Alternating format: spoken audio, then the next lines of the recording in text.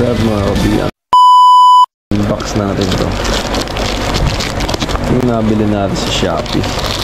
So yo, what's up mga kabi? Ito yung features ni K66 Lavalier wireless microphone. Meron siyang tinatawag na omnidirectional sensitive pickup. Imported microphone is used for omnidirectional pickup with strong anti-interference ability, effective identification of the original sound to meet the recording requirements in noisy environment.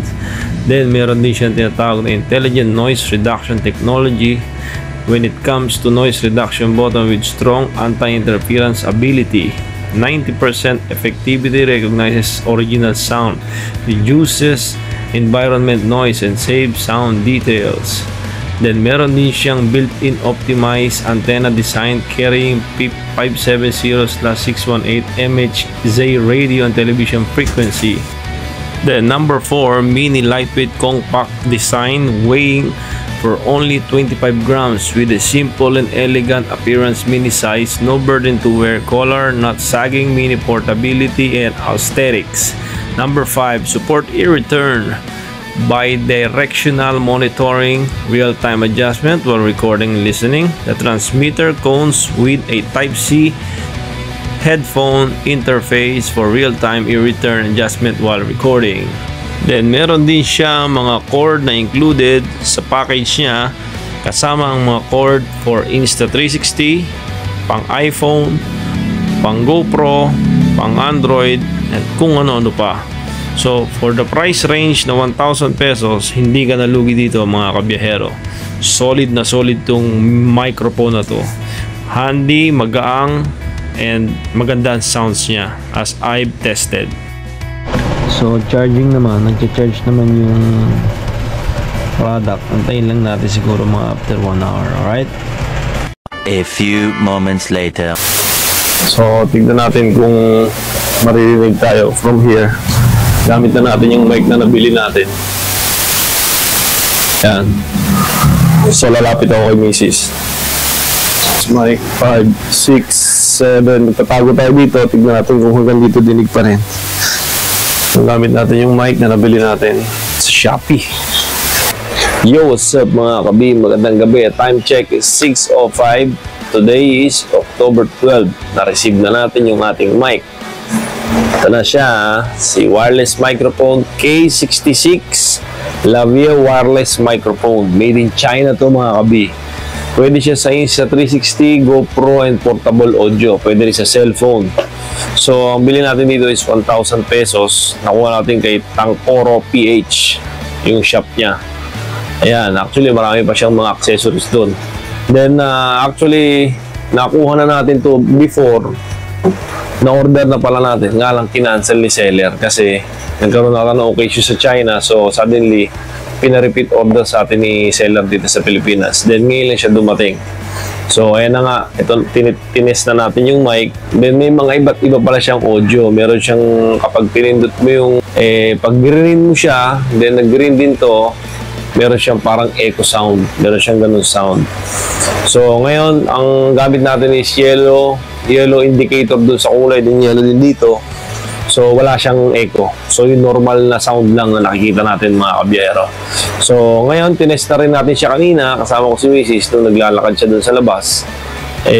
Nang malayo, is okay din, naririnig din. So, tingin ko, positive tong mic na to. For only 1,000 pesos mga kabiyero, okay siya for vlogging. Pero hindi pa natin siya natetesting talaga na yung tawag dito, yung battery life ng mic.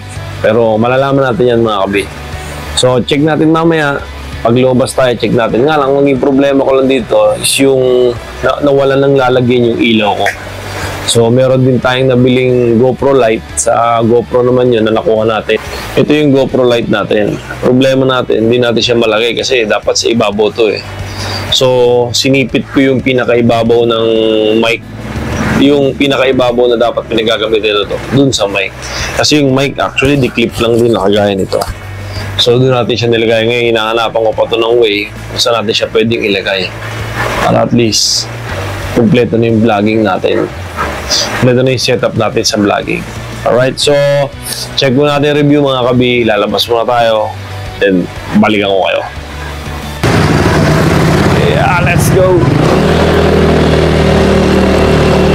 Tingnan natin yung noise cancelling niya kung malakas pa siya. Kasi may surroundings eh. So, nakakabit si GoPro dito sa mga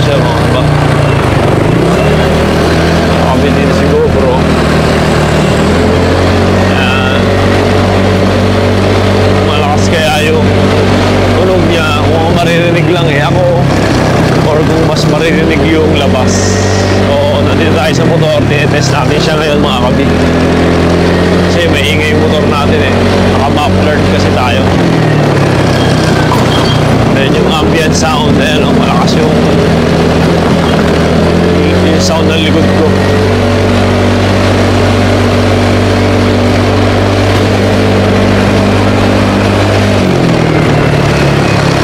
Dito na tayo bibili, kakanan tayo dito mga kabit.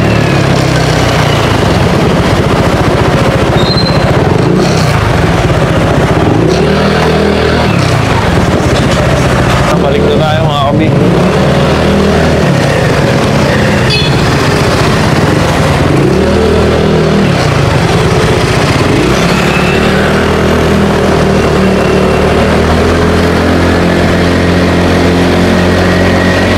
So yan, still recording pa rin tayo. Hindi natin alam kung maririnig yan tulog ng motor while we are recording. Kung ano magiging outcome sa camera natin kasi nga naka-wireless mic tayo.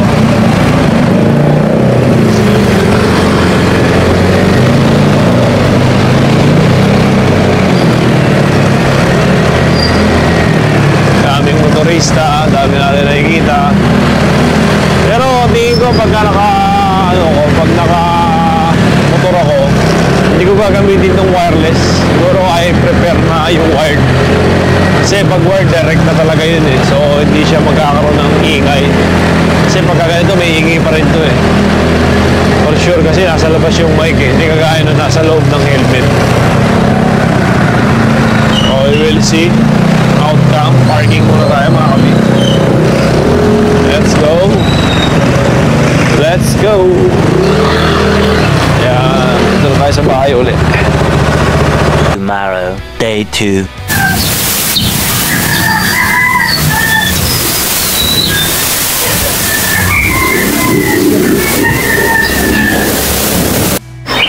So this time check natin siya ng both yellow icon dun sa receiver tsaka sa mic. Tignan natin kung malakas pa rin yung volume kasi parang hininaan ko na siya. So test mic around 10 meters to, layo nito from sa bahay namin. And tignan natin kung ano yung outcome sa mic. Kung malakas pa rin siya. So kumaway ako para makita natin yung review natin dito sa K66 Lavalier. Nga lang napansin ko parang malakas yung volume niya. So tignan natin dito. Ngayon yellow na natin siya, pinaresa natin kasi may plus minus eh. So tignan natin. What's up mga kabi? So sa tingin ko okay na tong K66 Lavalier na to. Basta make sure na yung icon mo is both yellow. Then kasi meron siyang button doon na pinipress para ma-minus or ma-plus yung volume. Kasi once na in-open mo siya, naka-max yan. So kailangan mo siyang hinaan. Then itong volume na gamit ko ngayon siguro nasa mid-range lang to, nasa middle siya. Pero malakas pa rin siya mga kabi. So ito na yung final test natin sa mic na to. And okay siya. I think it's a good mic na pwedeng gamitin for a vlogger na nagsisimula na kagaya ko.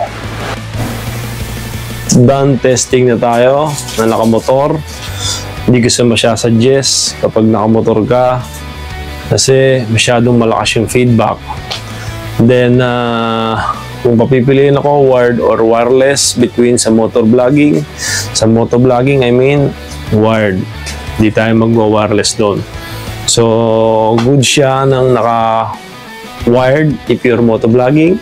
But if you're doing normal vlogging, wireless is better. Ito, sa price range na 1,000, goods na goods, mga kabi. Hindi ka nalugi dito. Though it's made from China, pero good siya. May adjustment siya. Hanapin mo lang kasi manual eh. So, ikaw yung mag-check, ikaw yung talagang i-adjust mo, ikaw yung mag-adjust. So, that's it mga kabi. Hanggang dito na yung vlog natin. And for our final verdict, maganda yung microphone. Highly recommended. Then, while testing this sa labas, sa loob, siguro umabot na ako ng almost 2 hours. Hindi pa rin siya nalolobat. Okay pa rin yung function, ganun pa rin kalakas. Siguro ang hanapin na lang natin dito is kung paano mag-adjust ng volume, kung paano pahinain. Kasi wala siyang manual eh, yun lang yung pangit sa kanya, wala siyang manual. So hanggang dito na yung vlog natin mga kabi for our product review of this K66 Lavalier wireless microphone. Again, follow my YouTube channel, Biyahero TV, Facebook, Biyahero TV. Happy 2K for my Facebook page, Biyahero TV. Salamat po sa mga nag-follow sa atin dyan. Again, thank you. Peace.